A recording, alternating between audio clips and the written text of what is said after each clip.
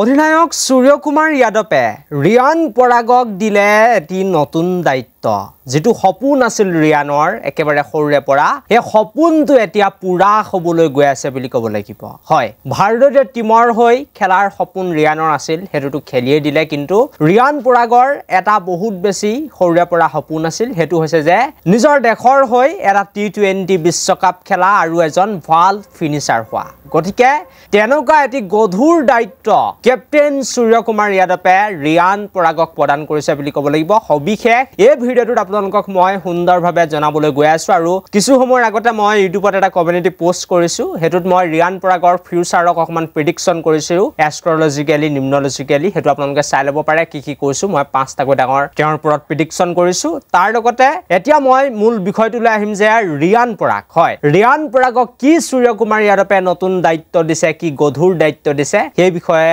টপিকটোৰ ওপৰত কথা পাতিবলৈ আহিম আৰু ভিডিঅ'টোৰ আৰম্ভণিতে এটা লাইক কৰি দিব লগতে চেনেলটো সাবস্ক্ৰাইব কৰি ল'ব এনেকুৱা ধৰণৰ সুন্দৰ ভিডিঅ'ৰ বাবে আৰু মই প্ৰথমতে আপোনালোক সকলোকে জনাই দিব বিচাৰিছো যে যেতিয়াৰে পৰা গৌতম গম্ভীৰ আৰু সূৰ্যকুমাৰ যাদৱৰ এটি নতুন যুগৰ আৰম্ভ হৈছে বুলি ক'ব লাগিব ভাৰতীয় ক্ৰিকেটত হে তেতিয়াৰে পৰা এটা নাম বহুত বেছি চৰ্চাত আছে আৰু সেই নামটো হৈছে ৰিয়ান পৰাগৰ আৰু ৰিয়ান পৰাগৰ নামটো এইভাবে চৰ্চাত আছে যে তেখেতক বহুত বেছি ভৰসা কৰিছে আৰু তেখেতক বাৰে বেক কৰা গম্ভীৰ আৰু সূৰ্যকুমাৰে দেখা গৈছে কিন্তু এতিয়া তেখেতক কি নতুন দায়িত্ব দিছে হেতু আপোনালোক সকলোকে মই জনাই দিব বিচাৰিছো যে ভাৰতীয় টিমৰ যেটো ফিনিশাৰৰ দায়িত্ব হে দায়িত্বটো এতিয়া ৰিয়ান পৰাগ আৰু ৰিংকু সিঙৰ ওপৰত আহি পৰিছে হয় ৰিয়ান পৰাগক এজন ফিনিশাৰ বনাবলৈ এতিয়া নতুন পৰিকল্পনা কৰিছে সূৰ্যকুমাৰ যাদৱ তাৰ লগতে ভাৰতীয় টিমৰ নতুন প্ৰশিক্ষক গৌতম গম্ভীৰে আৰু সকলোৱে হয়তো দেখিছে যে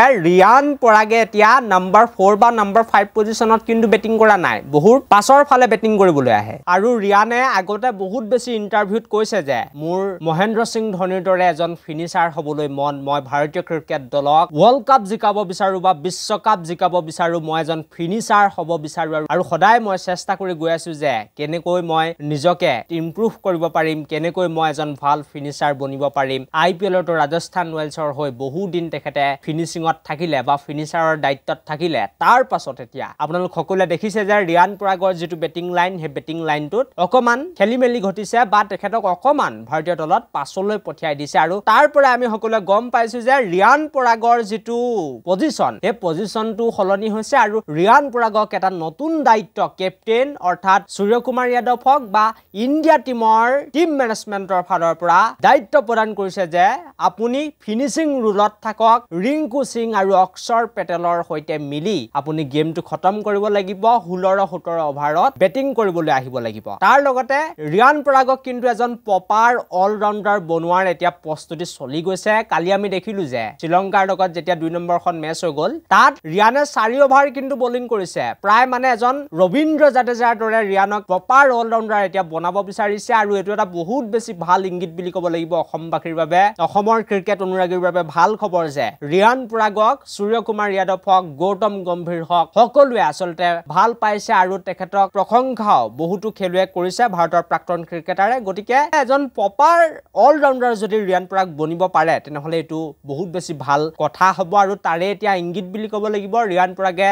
নাম্বাৰ 6 আৰু নাম্বাৰ 7ত বেটিং কৰিবলৈ আহিব ইণ্ডিয়া টিমৰ হৈ গতিকে ৰিয়ানে কেনেকুৱা খেলে হেতু দেখাটো লক্ষণীয় হ'ব আৰু মই কৈছো যে ৰিয়ান পৰাগক 2026 চনৰ টি20 বিশ্বকাপলৈ চাই আছে যদি তেখেতে এটা দুটা সিৰিজত বহুত ভাল পাৰফৰমেন্স কৰি দিয়ে তেনেহলে টি20 বিশ্বকাপৰ টিকেট পাক্কা বুলি ক'ব লাগিব ৰিয়ানৰ কাৰণ এজন অলৰাউন্ডাৰ হয় ইমানটোৱে আছিল আজিৰ ভিডিঅ'টো thank you for watching this video